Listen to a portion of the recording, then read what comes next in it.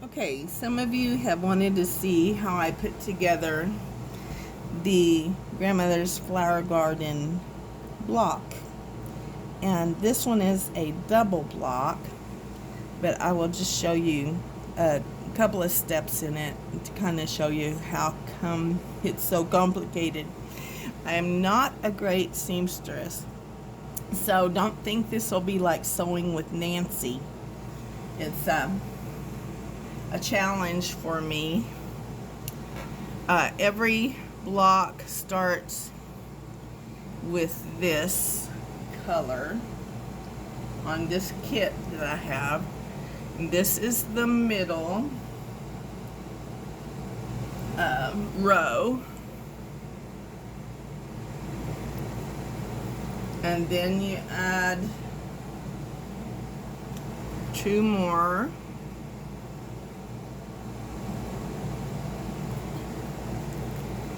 like that, and then two more on the bottom, like this.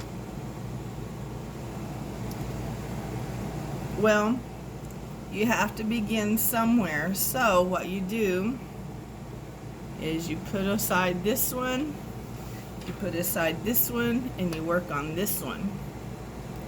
So you begin by matching up your corners very carefully. If you're even a tiny bit off, the whole thing goes off and you'll have a wrinkle in it or a little pucker. So you have to be very careful. This is a little grid that I found this setup on a YouTube video, and this helps you with your seam allowance. You have to have a scant 1/4. So instead of, like a lot of people will have you mark off, your 1/4, draw on all of these, and like there's almost 800 pieces to this quilt. And I was trying to see if someone had a way to avoid this, and this lady did. So I have a 1/4 inch ribbon here that I took one side, the little decorative side, off to make it a scant 1/4, and I measured my block to make sure that this would give me a 1/4 seam allowance. You'll see how this works when I'm done. And you sew this. Whoops, I had that on the wrong mode. Sorry. You'll get to see how a lot of my sewing goes. A lot of my sewing is unsewing things. So I'll just grab another middle here. Okay. Line this up. I told you I wasn't sewing with Nancy. Okay, that's not quite square, so I need to get all those points just right. And I fit this right in this little crook right here. This starts my seam allowance a 1/4 inch or a scant 1/4 from the point on top. And I sew this, and you will see there's another ribbon up here. It tells me where to stop. That gives me this 1/4 seam allowance on each side. You have to have that to be able to sew all these pieces together. Anyway, so usually what you would do is you would take this to the ironing board. I've found that it's better to not iron them open. It's really better to have them to one side. There's differing opinions on that. Okay, right sides together, and you line up this side of it. Okay, this, make sure you do this.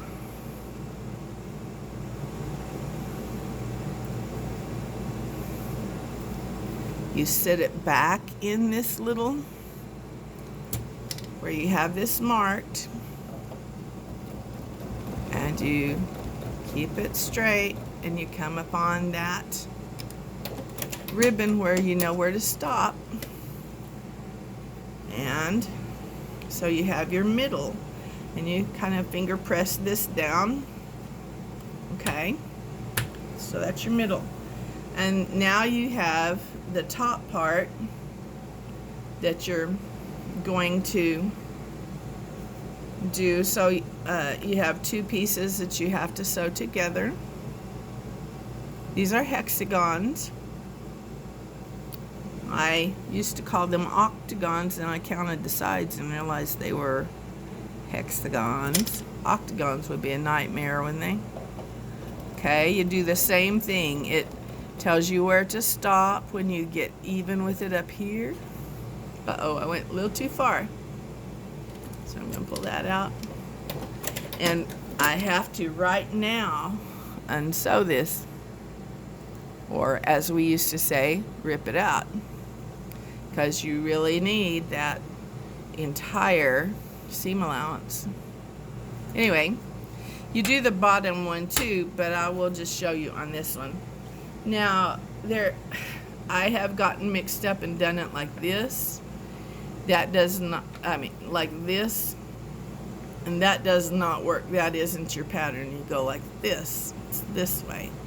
Okay, so you start out, and you want to sew this one and this side together. So you go like this, and you match this just like you did before.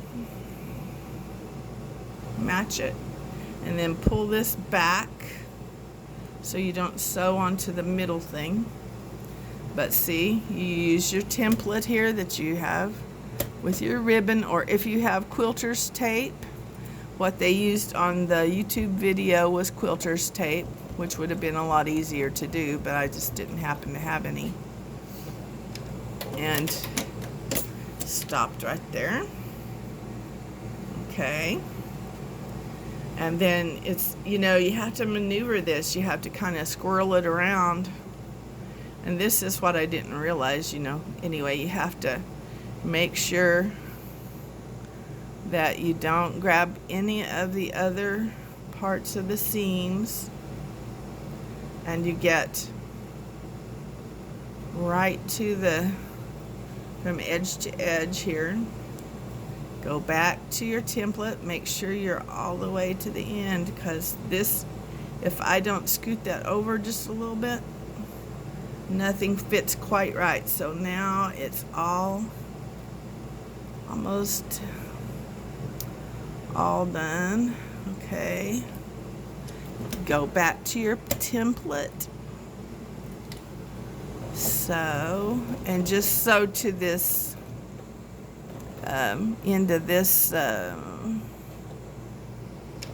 thread there, seam there. So see, you have two of these, and see, you just go around like this.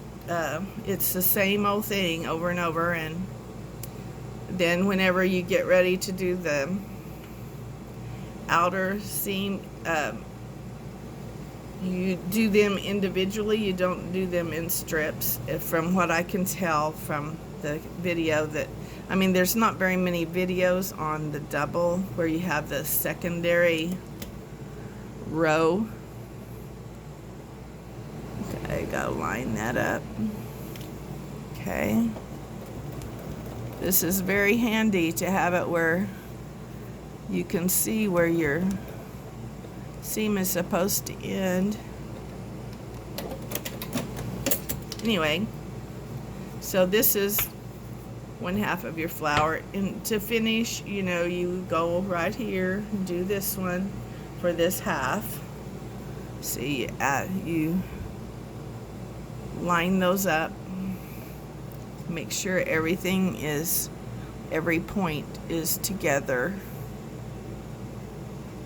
I'm not really a detailed quilter. I usually do strip quilts, or like log cabin quilts, you know, where you just have all your strips the same width, and you can just, you know, I don't usually do a quilt where you have quilt pieces like this. So this is an exercise in patience for me. Anyway, this has everything all done together. And then the outer part that you would have between each one of these, and you just do those all individually, is this. These will go all around the edge. And it's kind of confusing because they go in threes, and I don't know, because I'm not used to, you know, piecing quilts together. It's a learning curve. But what you would do next on this would be to add these two to the bottom like I did up here. And then the next step is to individually, one by one, add these pink ones to the edge. This is a kit that was given to me. It was a pre-cut kit. And this is what that looks like. It was on this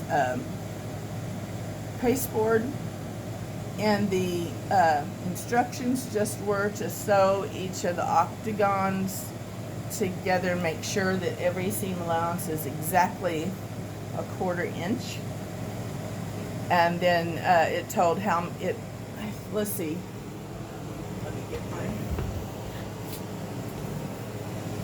this is the instructions, just one page, and it says makes 42 flowers, and 6 across and 7 down, and then it shows how to make them into rows. So I am appliquing mine onto a piece of kind of printed muslin, and it's going to be big enough for like a king-size bed with that muslin on there.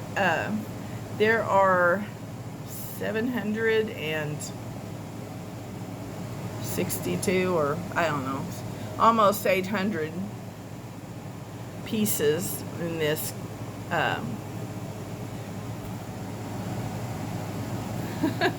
in this deal. So, and there will be 42 blocks. So you know, you can design however you want to make your, but this is the only instructions, and I was just lost, and I